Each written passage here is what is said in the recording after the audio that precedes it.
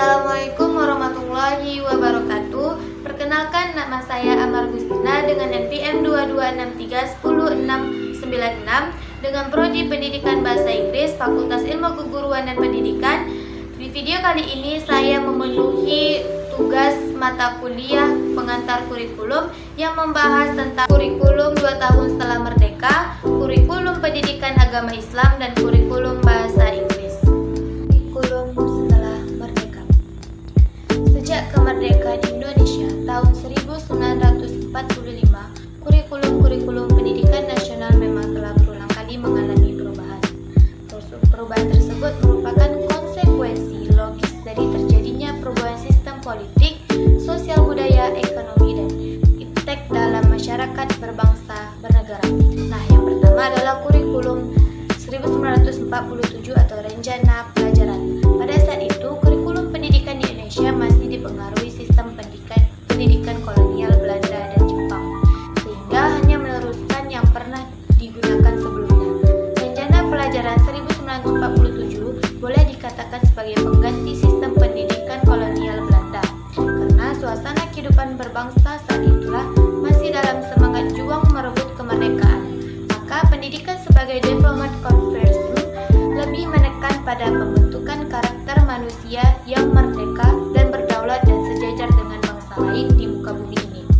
Orientasi rencana pelajaran 1947 tidak menekankan pada pendidikan pemikiran. Yang diutamakan adalah pendidikan watak, kesadaran bernegara dan bermasyarakat. Materi pelajaran dihubungkan dengan kejadian sehari-hari, perhatian terhadap kesenian dan pendidikan jasmani. Yang kedua, kurikulum 1952, rencana pelajaran terurai.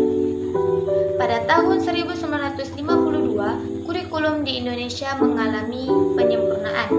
Kurikulum ini lebih merinci setiap mata pelajaran yang kemudian diberi nama Rencana Pelajaran Terurai 1952. Kurikulum ini sudah mengarah pada suatu sistem pendidikan nasional.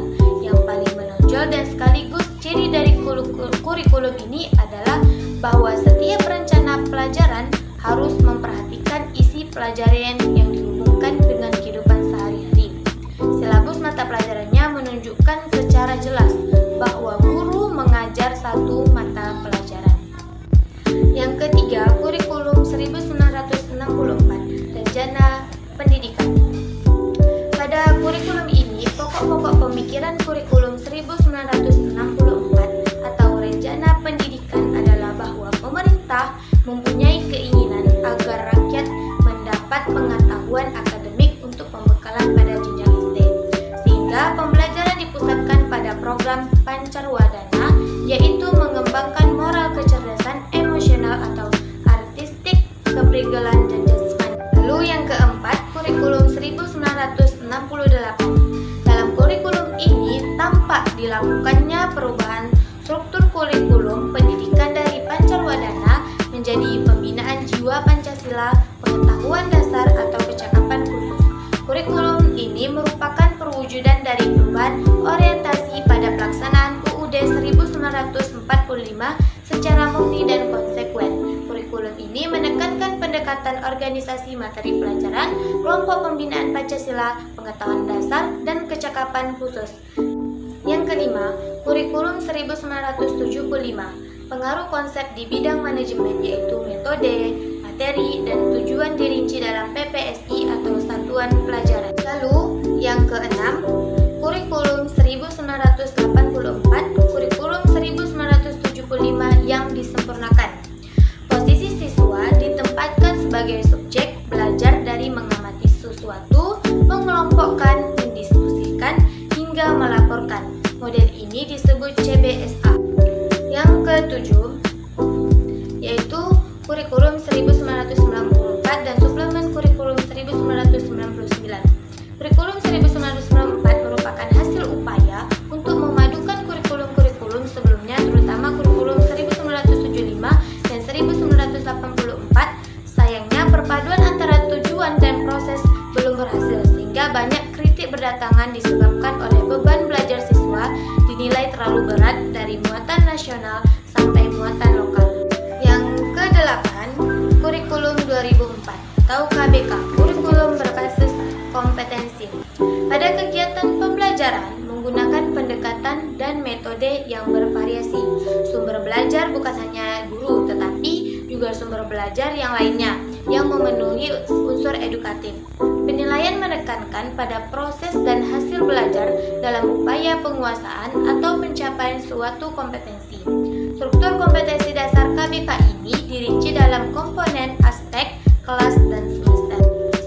Yang ke-9 yaitu kurikulum 2006 atau KTSP, kurikulum tingkat satuan pendidikan.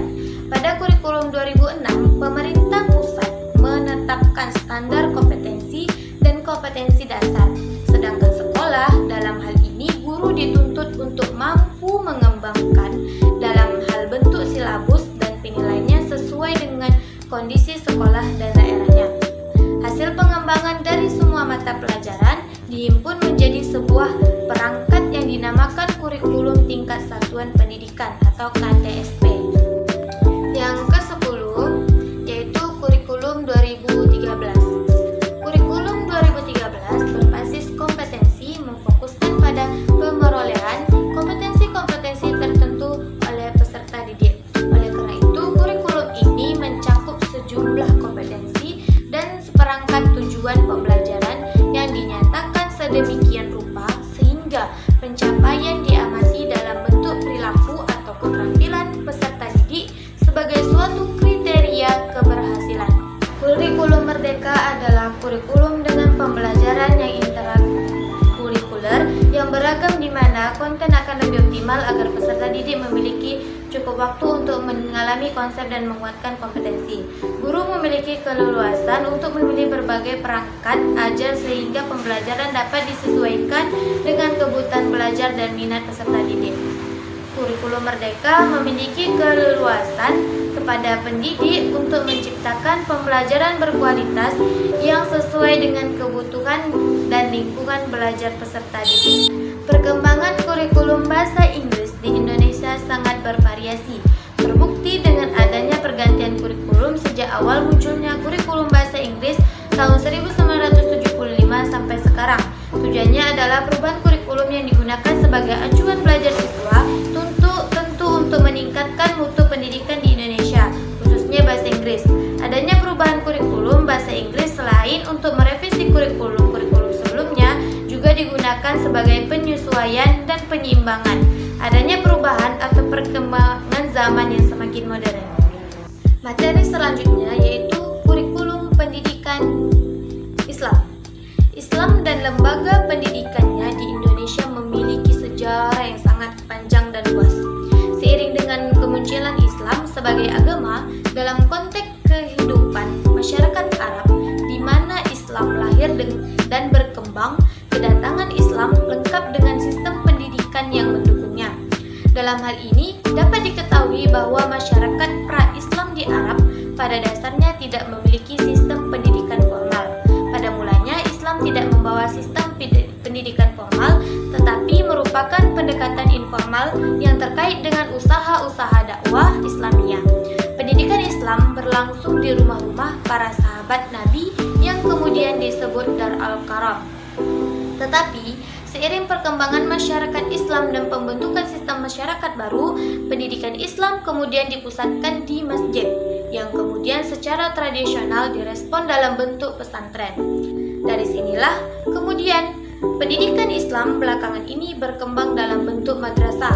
Banyak orang yang mengatakan bahwa pendidikan Islam di Indonesia sama tuanya dengan pertumbuhan dan perkembangan umat Islam di bumi Nusantara. Nah, yang pertama, pendidikan di musola atau langgar dilaksanakan secara sederhana dengan binaan guru mengaji yang memiliki status di bawah kiai. Materi yang diajarkan pembacanya adalah Al-Quran dan fikih dasar. Yang kedua, pendidikan di pesantren memiliki sistem pendidikan pemondokan sederhana. Materi pembelajarannya bersifat khusus atau keagamaan. Penghormatan tertinggi kepada guru, tidak ada gaji untuk guru karena memotivasi santri semata-mata karena Allah Subhanahu wa Ta'ala, dan santri datang untuk menuntut ilmu secara sukarela.